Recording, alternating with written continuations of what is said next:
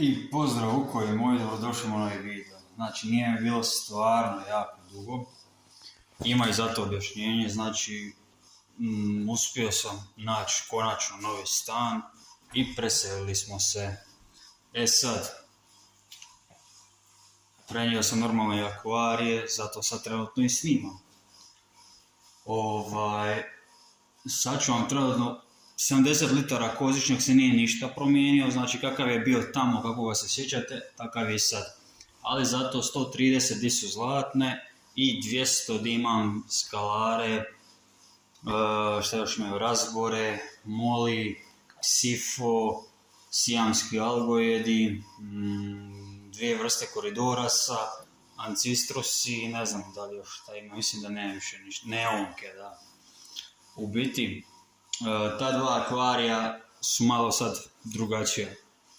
Po čemu i kako, vidjet ćete sad kako izgledaju.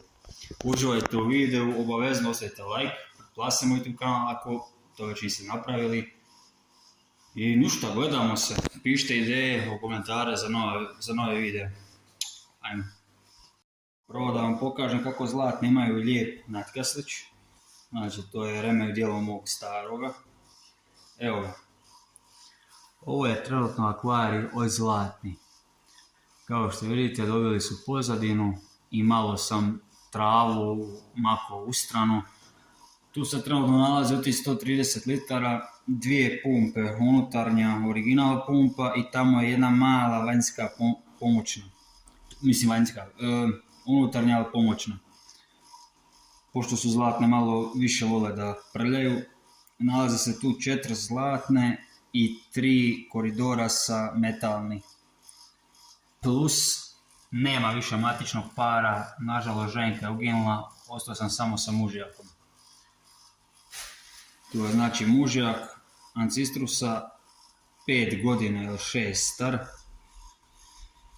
3 koridorasa metalna, mislim da je jedna ženka i 2 mužjaka, ali nisam siguran, i 4 zlatne. To je to, ja se nadam da vam se ako vas sviđa, inače evo tu je vani i tobogan od malca, od malog Mikca Vuka. Prebacujem se na 200 litara, mislim da će vas 200 litara oduševiti kako danas izgleda. Ali pogledajte znači vodu i ribe, perfekt čisto. To je uzor, djeco, pratite me. Ništa, 200 litara će vas 100% oduševiti. Tamo se još voda nije potpuno izbistrila, da sam tek sinoć to napravio, ali ćemo snimiti za svaki slučaj. Evo, kao dokaz, još stoji sve od sinoć, a ovo je 200 litara. Trenutno možda malo sunca tamo, kasnije će doći normalno zavjese i to će se spustiti. Ali trenutno ovako izgleda. Znači stavio sam crnu pozadinu i nažalost od cijelog akvarija u transportu izgubio sam jednog skalara. Svi ga se vjerojatno dobro sjećate, on je još iz one prve ture kad sam je nabavio onaj čisto zlatni što je bio veličine otprilike kao ovaj trikolor. Evo imaju tu 2 trikolora i tamo su 3 crna. Eno, sijamski algojedi su tu, ksifo, rodilišta nema, sve sam ksifo što sam imao popuštao. Vamo sam vidio ova biljka je pustila jednu mladicu, evo vamo, je uspjela izbiti ispod kamena, tako da širi se. Ovdje mi je jedna nana, tamo je druga malo veća. Tamo je jedna pumpa, kao što je tamo ona pomoćna kod zlatni, taka ista je ovdje, plus ova za čošak. Ima jedno jato od 10-ak razbora, neonka mi je ostalo 5, ja mislim, ili 6, trenutno i 5 vidim, pa ćemo ajmo reći 5 da ih je. Ksifa ima, ksifa sad ima jedno 20-ak, ja mislim. Otprilike tako 20-ak. Mužak ksifom je jako lijep, ovaj vamo, crveni, kao alfa izgleda. Baš je lijep. Imam ksifu jednu da odvojim, koju sam vidio da je skotna, to je ova ovdje, zelena. Nju moram da odvojim što prije. Ne znam koliko sad bijeli, znači albino koridora se imaju 3 komada plus 4 pande. Molija ima, nemam pojma, 15-ak, tako nešto.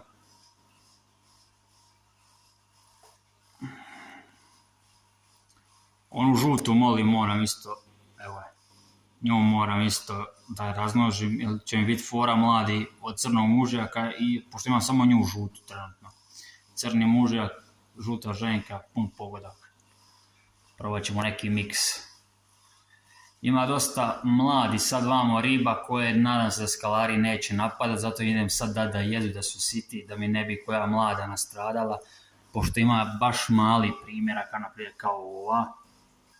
Ima i manji od te, ova isto moli crna. Ima jedna mala, sad ne znam šta je to, još manja od ove vamo naranđaste. A izgleda mi kao da je plati, a malo je nemoguće da je plati, pošto platije nemam već više od pola godine. A znam da je saksifo istog legla je.